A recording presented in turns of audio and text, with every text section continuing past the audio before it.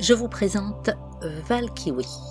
Valkiwi, c'est une corbeau-freux accueillie au sanctuaire et je vais vous raconter son histoire parce que malheureusement c'est une histoire pleine d'enseignements et que Valkiwi va rester vivre au sanctuaire de Lazare.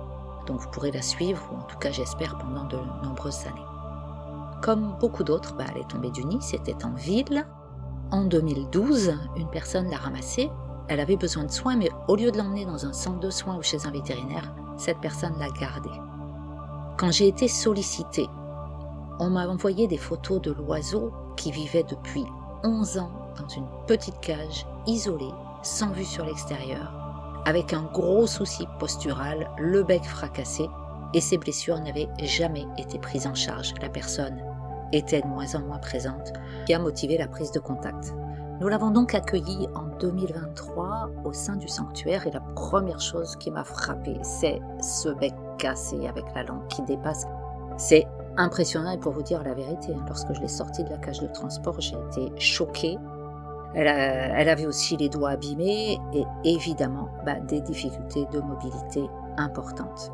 Avec en plus les plumes cassées par les barreaux de son ancienne cage, ce que vous pouvez voir. J'ai observé sa mobilité sur un sol lisse, les pattes glissent complètement. Sur un sol souple et non glissant, c'est pas mieux. Et quant à la faire marcher sur la terre, c'est encore pire parce qu'elle n'a jamais connu un sol naturel. Donc pour elle, c'est inenvisageable qu'elle pose une patte sur la terre. Même sur le bras, elle glissait.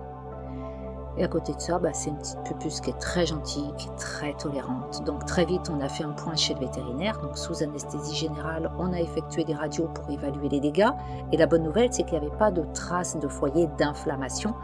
Mais elle est complètement difforme, la colonne tordue. Donc c'est sûr, elle ne pourra jamais se déplacer normalement. Donc je l'ai installée dans la partie abritée de la volière des imprégnés avec un aménagement, c'est-à-dire dans une cage ouverte pour reconstituer son cadre familier rassurant, pour limiter le stress autant que possible.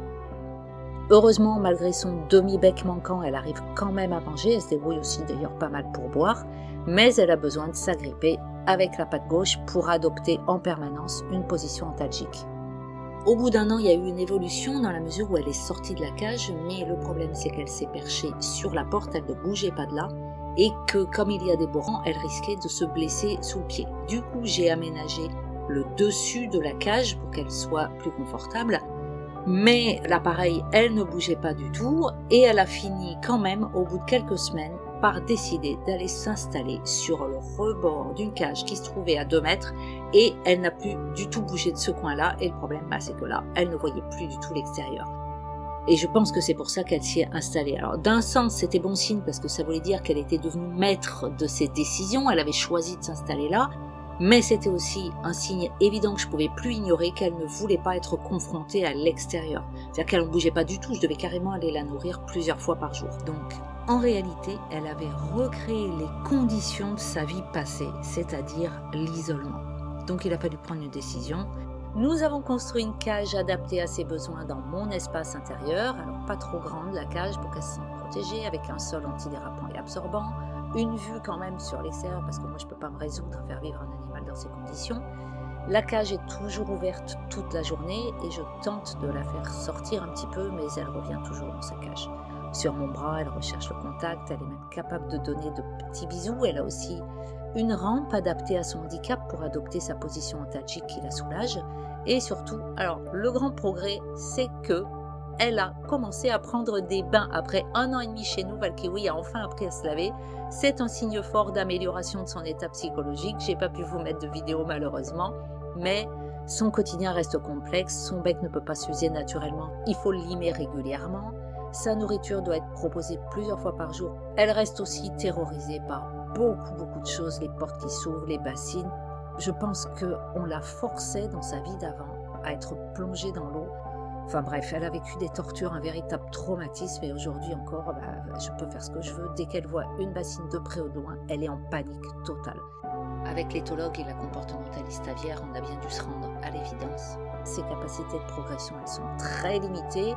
Son âge Ces 11 années passées dans des conditions déplorables, le fait d'avoir raté les étapes essentielles de son développement quand elle était jeune, et ben ça la freine lourdement. C'est-à-dire que Valkyrie, elle a développé une forme d'impuissance acquise. Elle vit dans un monde qui est réduit, qui est figé, et elle n'a pas pu construire en fait sa curiosité. Donc mon rôle, et ben maintenant, ça va être d'adoucir son quotidien.